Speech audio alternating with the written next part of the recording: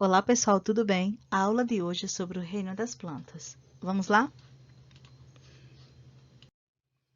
Então, pessoal, nas aulas anteriores estudamos as classificações dos seres vivos, analisamos como eles são distribuídos dentro desses grupos, estudamos os reinos, fungi, monera, protoctistas, e hoje nós iremos estudar o reino das plantas. Então, o reino das plantas ele é dividido em 4 filos. Esses filos são os filos das briófitas, das pteridófitas, das gimnospermas e das angiospermas, tá? Lembrando que o reino das plantas tem 4 filos. Começamos com o filo das briófitas. As briófitas, elas são as primeiras plantas, ou seja, elas são aquelas mais antigas do reino vegetal. Quando falamos de briófitas, lembra aquelas mais antigas do reino vegetal. São plantas de morfologia simples, ou seja, elas são plantas bem simples. As suas estruturas, elas não são completas como vamos ver dos grupos anteriores. Ela não tem folha verdadeira, chamamos de filóide, ela também não tem um caule verdadeiro, que chamamos de cauloide, e também uma raiz que também não é verdadeira, ela é um rizóide, ou seja, ela é um pré-início do que iremos ver das estruturas completas dos outros grupos depois. Elas são pequenas, certo? Lembre disso, elas são muito pequeninas, não apresentam vasos condutores. O que são vasos condutores, professor? O nome já diz vaso. Esses vasos, eles vão lembrar um canudinho, que vai ligar desde a raiz até o ápice da planta, ou seja, que estes vasos condutores são que são responsáveis em levar águas e alimento, da planta e distribuir por todas as estruturas desta planta. Ela não tem. Ela é feita através de célula a célula. Então, a célula vai passando para outra e assim vai distribuindo todo o corpinho da briófitas. Essas plantas, elas habitam locais úmidos e sombreados. Elas são características desses locais. Por que de locais úmidos? Porque as briófitas, elas dependem da água para se reproduzir, certo? E seus representantes são os musgos e as hepáticas. Esse fato delas precisarem da água é que vai fazer com que esta planta, ela tenha uma semelhança lá com as pteridófitas, que vamos ver mais lá na frente. Então, aqui são os representantes, das briófitas, uma fotozinha lá do musgo, para que vocês possam se familiarizar com esta planta que estamos falando. Ela é comum porque em tempos de chuva elas sempre vão aparecer nos muros das casas, nos cantinhos que são mais sombreados. Então, diferente lá das briófitas, as pteridófitas, ou seja, as plantas deste filo, eles vão apresentar uma morfologia mais completa, ou seja, suas estruturas elas são mais completas. Nesse caso, ela já possui caule e raiz verdadeiro, são bem definidos. E também outra diferença entre elas é que nas pteridófitas elas já apresentam vasos condutores. Por isso que estas plantas elas têm um porte maior do que as briófitas. Em comparação, digamos que uma briófita ela tem em média 3 centímetros e uma pteridófita ela já tenha 30, 60 centímetros de altura. Então, percebemos que ela já tem um tamanho mais avantajado. Por quê? Porque esse vaso condutor faz com que essa planta ela se desenvolva melhor, que o alimento ele chegue com melhor qualidade em todo o corpo desta planta, tá certo? Assim como as briófitas, as pteridófitas elas também vão depender, certo, da água para se reproduzir, e seus principais representantes são as samambaias e as avencas. As samambaias, geralmente na casa de algum de vocês, exista alguma planta dessa no jardim, porque elas são plantas também ornamentais. E lembrando, pessoal, frisa aqui, olha, frisa bem nesta informação, que as briófitas e pteridófitas, elas são plantas que necessitam da água para seu desenvolvimento e também para realizar sua reprodução, principalmente, tá?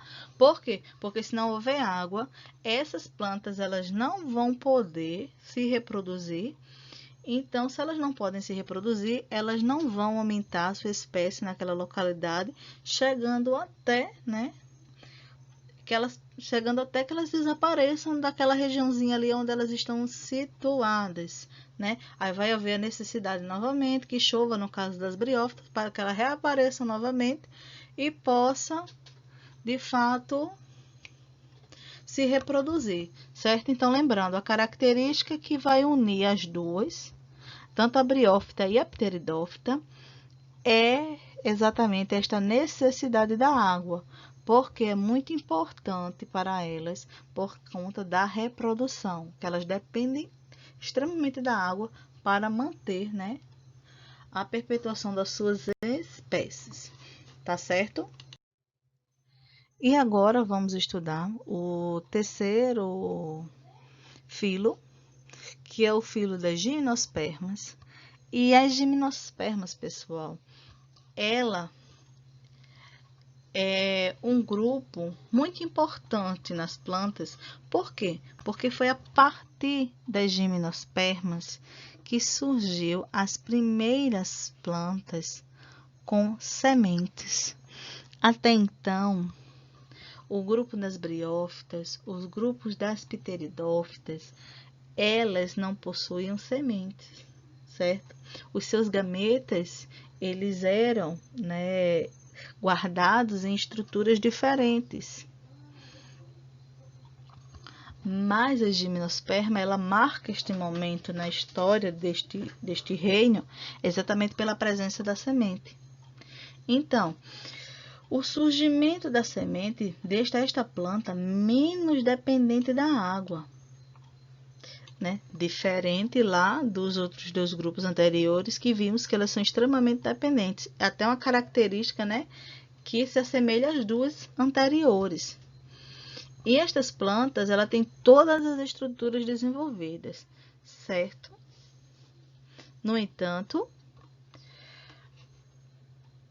as gimnospermas, elas não apresentam frutos e nem sementes, tá certo? Mas todas as outras características, ou seja, raiz, caule, folha, semente, tudo muito desenvolvido. E principalmente por quê? Porque apesar dos vasos condutores ter surgido lá nas pteridófitas, elas ficou bem mais desenvolvido, né, nas gimnospermas. Porque se vocês virem os representantes das gimnospermas, elas têm alturas maravilhosas, enormes. As sequoias são plantas, né, uma árvore gigantesca. Chega a ser até milenar, porque ela é muito linda, enorme, enorme. Várias pessoas para abraçar um tronco de uma sequoia. Então, vocês entendem o quanto, né, essa planta ela já se desenvolveu em relação às outras. Então, ela é mais complexa em relação às pteridófitas e principalmente às briófitas, tá certo? Nesta planta, a semente ela é responsável em proteger o embrião e as estruturas reprodutivas elas recebem o nome de cone. A masculina, cone masculino, e a feminina, cone feminino. Então, olha aqui. Alguns representantes das gimnospermas. O pinheiro, aquele famoso pinheiro. O nosso pinheiro, que é o pinheiro do Pará, ou chamados de araucárias, tá certo? E as famosas sequoias, que são plantas, né, belíssimas, essas plantas, e enormes. E por fim, o último filo, né, o filo das angiospermas, é o filo mais colorido, podemos dizer assim, do nosso reino das plantas. Por quê? Porque é o reino que as plantas apresentam flores, frutos e sementes. E, no entanto, a grande novidade deste filo é exatamente a presença das flores. As flores, quando falamos em angiosperma, lembramos das flores. Por quê? Porque as flores elas são as estruturas reprodutivas, certo? Das angiospermas, e é por meio das flores aonde irá haver a fecundação, a formação do fruto, a formação da semente dentro do ovário desta flor.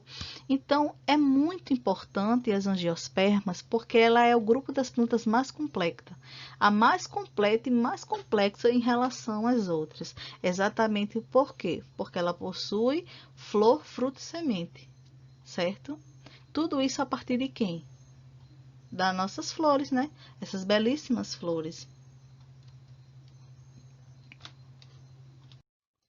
Então, nesse slide eu trago para vocês alguns tipos de fruto, como no caso da tomate, laranja, maracujá, melancia, que são angiospermas. Além deste grupo, ele trazer, né, a flor como novidade evolutiva, ele trouxe o fruto. E o fruto era extremamente importante. Por quê? Porque cada planta, né, cada angiosperma, neste caso a tomate, a laranja, o maracujá, eles têm uma forma diferente, eles têm uma característica diferente. Seus frutos têm cores e aromas diferentes para atrair os indivíduos e que eles possam consumir este fruto e lançar fora suas sementes. Esse lançar fora se chama dispersão das sementes. Então, quando um indivíduo, né, um animal, ele pega esse fruto, ele colhe, ele leva para a casinha dele, quando ele consome, que ele lança fora, então vai levando a várias distâncias diferentes, a locais diferentes. Isso vai fazendo com que essa angiosperma ela vá ganhando outros locais e vá se desenvolvendo, e assim a sua espécie ela vai ganhando mais população, né? Esse foi o grande, né, avanço quando essa planta ela surgiu com essas novidades evolutivas, as flores e os frutos. Lá na gimnosperma também. Por quê? Porque a necessidade de surgir uma nova característica, nesse caso for a semente, é exatamente isso, para que ela pudesse ser dispersada, para que a gimnosperma também ganhasse novas populações e que estas plantas ela pudesse ganhar o mundo. Né? Isso não é à toa que tem gimnospermas em vários locais do mundo. Né? Diferente lá das briófitas, pteridófitas, que elas são dependentes da água, então elas precisam de um local para que elas possam se reproduzir. Se caso não esteja água, essas plantas simplesmente elas não vão conseguir se reproduzir, ou até mesmo morrer, porque elas são dependentes da água, elas são dependentes de lugares úmidos. Tá certo? Então, pessoal, deixo para vocês isso, né? As características gerais desses grupos, a importância dessas características que surgiu, né? De cada uma foi surgindo uma característica diferente e aquilo foi bom para um, ela manteve, mas teve que criar outra e assim foi sucessivamente.